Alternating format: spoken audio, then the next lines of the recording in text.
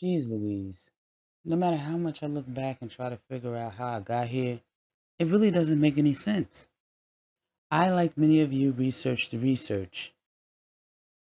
You know, all the research available on NPD, narcissistic personality disorders, and quite frankly, with this topic, many people, from the licensed mental health professionals to the average Joe, threw just about every theory at the wall, and nothing seemed to stick for me.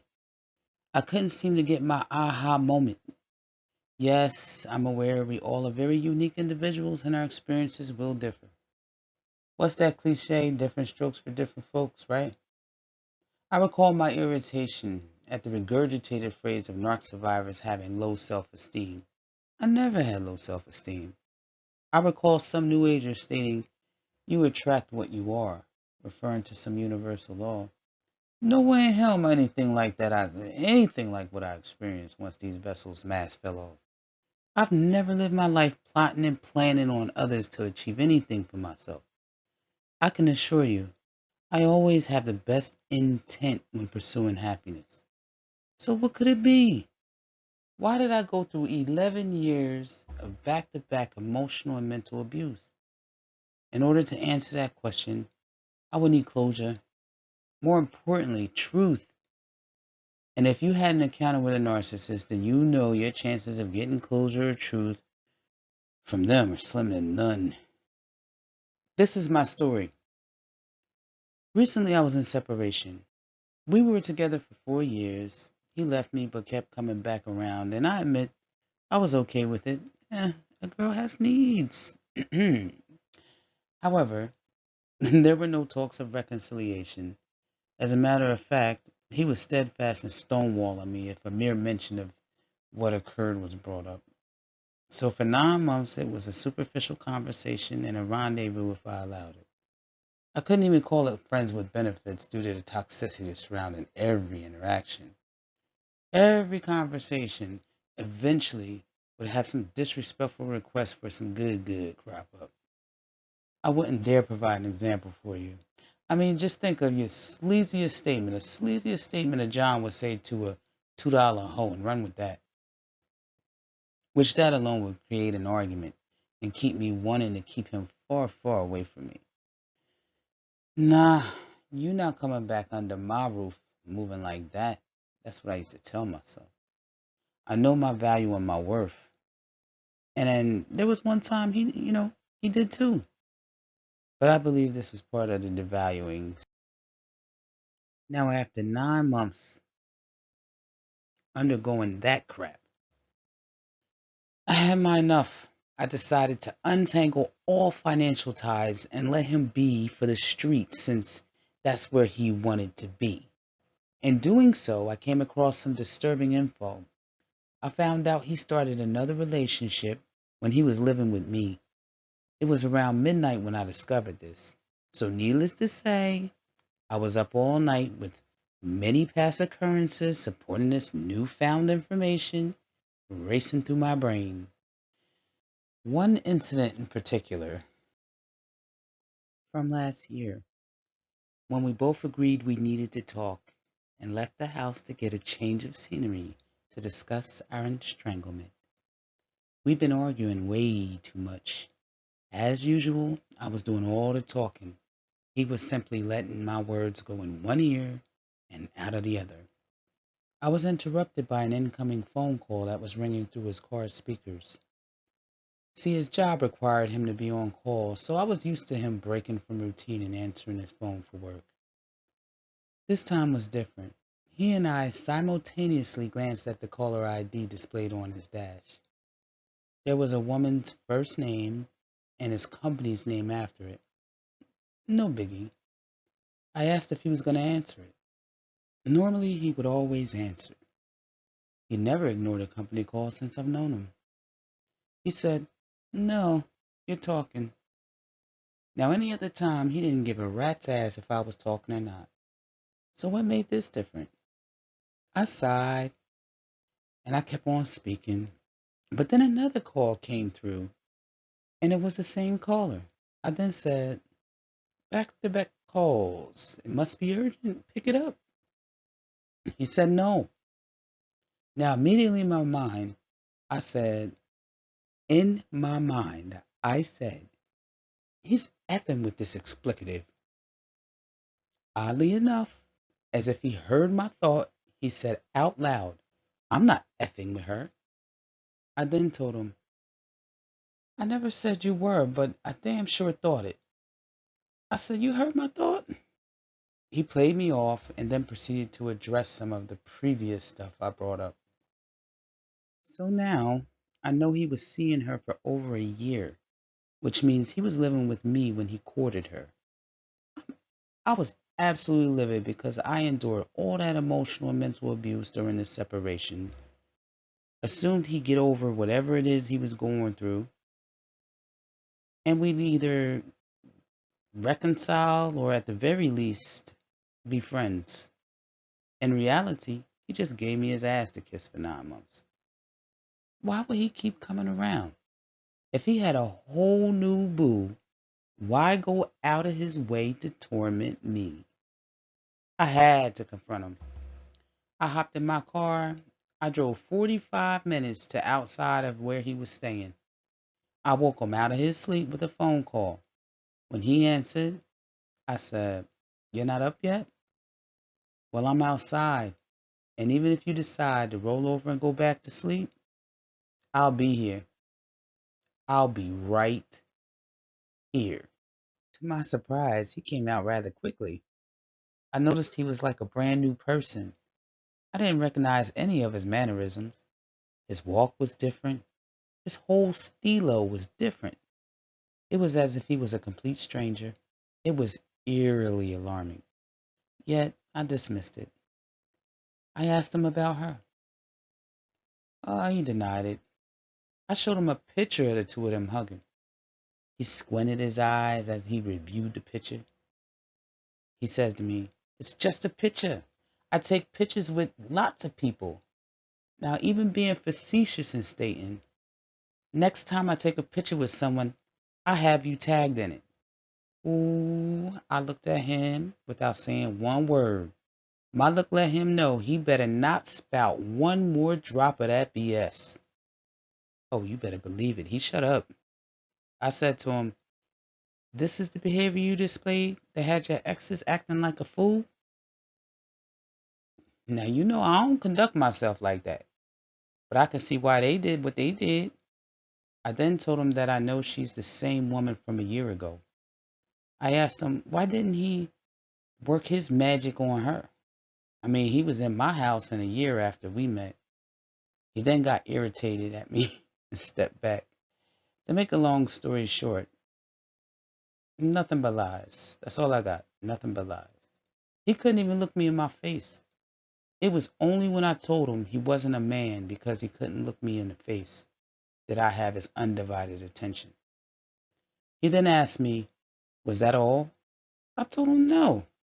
I told him that he would have heavy karma. I said some other things that weren't so flattering. Then I drove back home. Wow. I know that I always have the best intentions. And these was the cards I was dealt. I did all that I can do.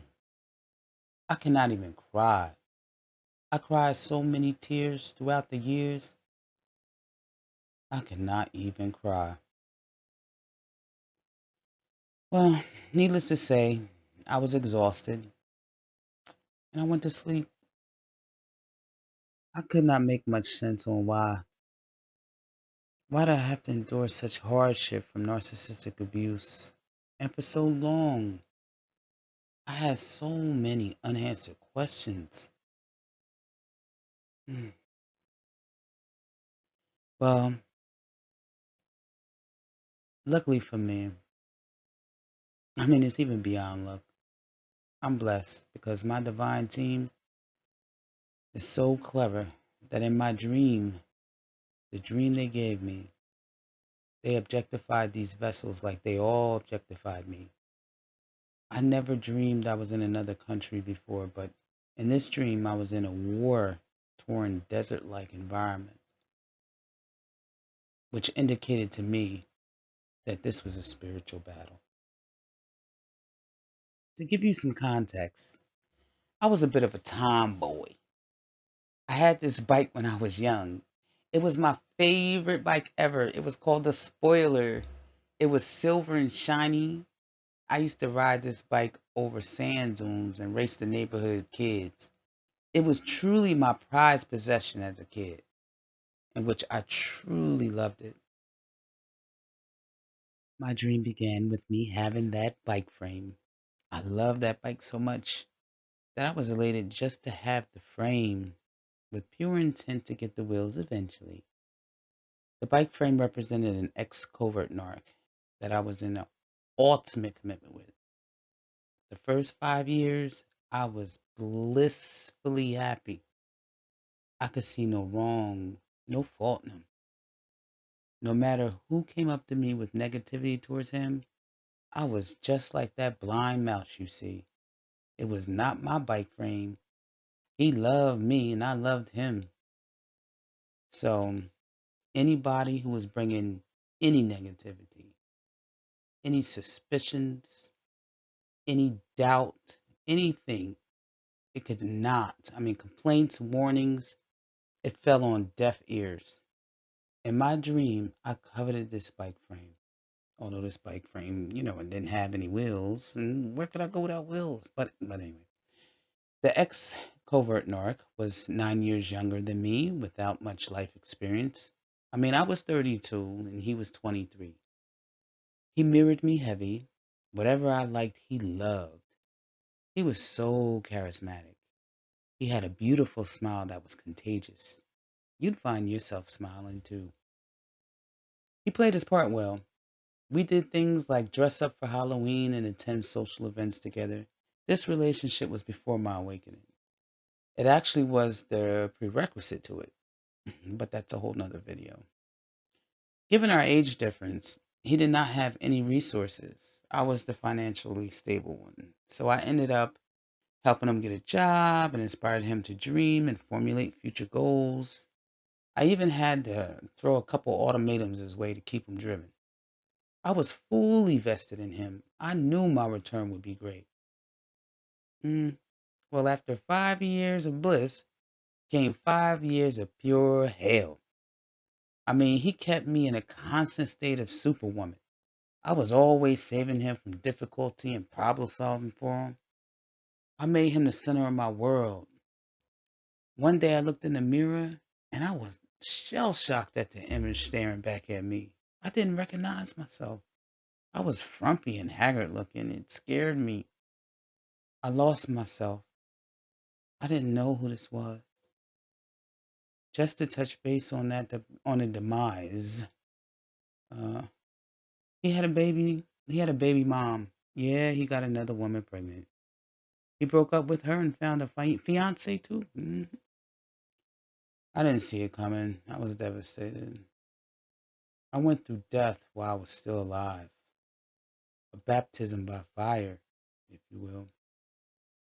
My heart was shattered in a trillion pieces. It seemed like the more I loved him, the more he hated me.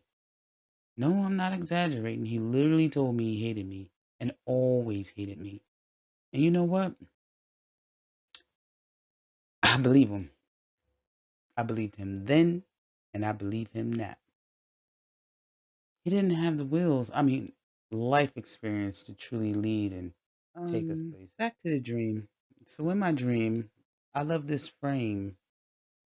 I love this frame so, and I didn't want anybody to steal it, so I tried to hide it, but someone stole it and replaced it with a little mini bike. Now make no mistake, this mini bike, it was impressive. It had wheels, it was motorized. It's a form of transportation, but for me, only for fun. I'm a grown ass woman. I look like type crazy trying to ride this mini bike anywhere. The mini bike represented my twin flame. See, given I just went through a dark night of the soul and all, I was not looking for love. I just didn't want to be punishing myself, isolating myself when I did nothing wrong. See, the bike frame had few options, and I wasn't going to stay home sulking. So I agreed to date the mini bike. He was intriguing. He was intellectually stimulating, And our dates were extravagant. I mean, rented condos, dates in different states of America. He knew exactly what to say and when.